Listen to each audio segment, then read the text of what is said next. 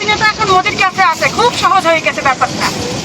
মানে হাসিনা মোদির কাছে আসছে কিভাবে দখল করতে হয়, মমতাকে কিভাবে হারিয়ে দিয়ে আজকে পশ্চিমবঙ্গ মহিলা মাদ্রাসায় হামলা চলছে, মুসলমানদের কবরে হামলা চলছে, কবরে আগুন দিয়ে দিচ্ছে, মসজিদে নামাজরত অবস্থায় গান হচ্ছে, নাচ হচ্ছে, সংখ্যালঘুরা তারা শান্তিতে নেই। অথচ ওরা আবার আমাদেরকে শিখায় আমাদের দেশে নাকি সংখ্যালঘু নির্যাতন হয়।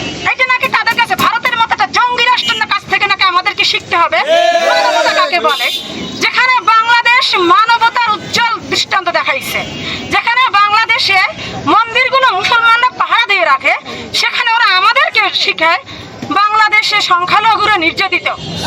এখন যেই সুশীলপনা চলছিল, সেই সুশীলরা কোথায়? কোনো আওয়াজ তোলে না কেন? পশ্চিমবঙ্গে কি হচ্ছে কোনো কথা বলছে না কেন?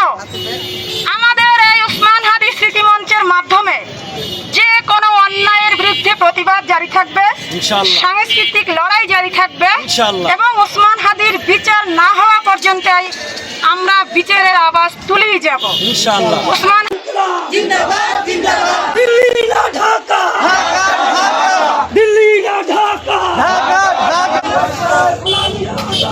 আজাদি আজাদি,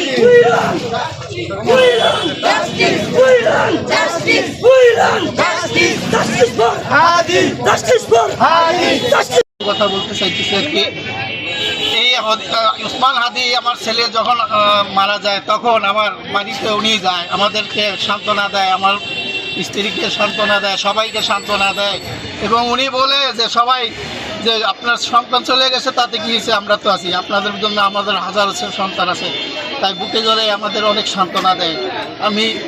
আমি তাকে নিজের ইয়ার থেকে আমি কী করতেছি, দোয়া করতেছি যে সে একজন খুব ভালো সন্তান ছিল নওশেরিতে, এরকম অকালে মৃত্যুটা আমরা মেনে নিতে পারি নাই, তাই আমি তার জন্য দোয়া করতেছি।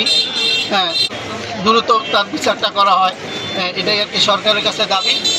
সকল শহীদের হত্যার জন্য বিচার বাংলাদেশের মাটিতে হয়, এর জন্যই সবাই আমরা মানববন্ধন করতেছি যোদ্ধা হিসেবে।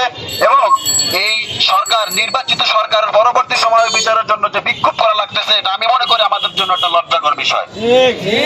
এই ইন্টারিম গভর্নমেন্ট যাওয়ার পরে নির্বাচিত সরকার এসেছে, এখন কোন চাপে, কিসের চাপে, কাদের ইন্ধনে হাদি হত্যার বিচারের কোনো অগ্রগতি আমরা দেখছি না, সেটা স্পষ্ট করতে হবে।